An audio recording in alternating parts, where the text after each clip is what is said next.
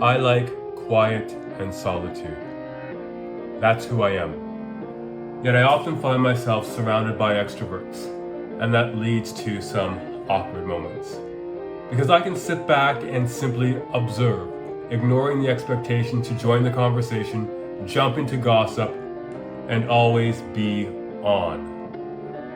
If life has taught me anything, it's to be myself. No matter what other people think, no matter the cost. It is the surest way that I've been able to remain self-contained and to not just hang on to myself, but to stay on the path that is truest to who I am. That's the reminder I want to share with you today. Be yourself. In Ryan Holiday's book, Courage is Calling, he opens a section on fear with the story of Florence Nightingale. We learn that Nightingale was 16 when she heard the call to do something else, to leave her safe, privileged existence. But like so many of us, fear held her back. What would people think?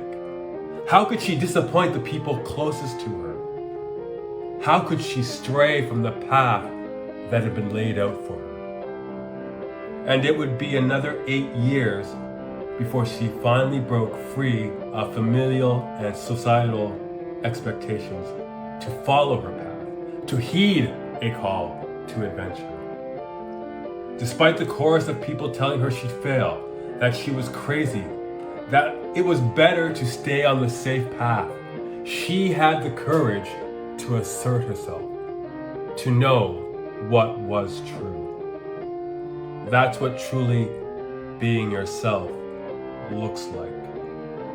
I know what that feels like. Because I spent most of my life trying to suppress the call to write, to tell stories through words and song. Just like Nightingale, I didn't want to disappoint my parents. I couldn't outrun the pressure to play it safe, caught in that 9-to-5 world that nearly destroyed me. In many ways, I've played at being a writer, dabbling here, dabbling there, because I couldn't silence the voices telling me I was wasting my time. The warnings to not say anything stupid, or what do you have to say, thundered like an atom bomb, and they almost convinced me that I wasn't any good. Until I found the courage to, like Nightingale, assert myself. And that didn't mean that things suddenly became easier. My first book flopped. I haven't quote unquote made it in the publishing world because I haven't hit a bestsellers list. And there are some months when royalties barely pay the bills. But I keep writing. I show up day after day to put pen to paper. Because that's what you do when you commit to your dreams. That's how you remind yourself who you are. There's a lot of pressure to conform, to be who others want us to be. Some will position it as them looking out for us because they don't want to see us fail or be hurt. That's why, to them, the safe road is the natural choice. That's what ordinary people do.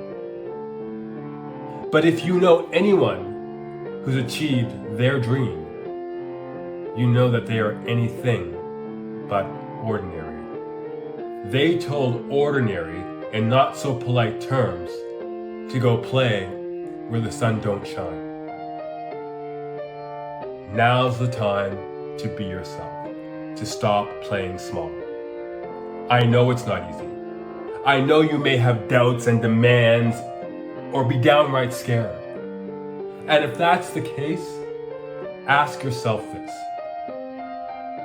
When you come to the end of your life, will you be okay knowing you played it safe? That you gave into the status quo, that you abandoned the vision in your heart? Be bold. Be courageous. Ryan Holiday writes, Because the courage to be different is the courage to think different, to see what others don't see, to hear what others don't hear.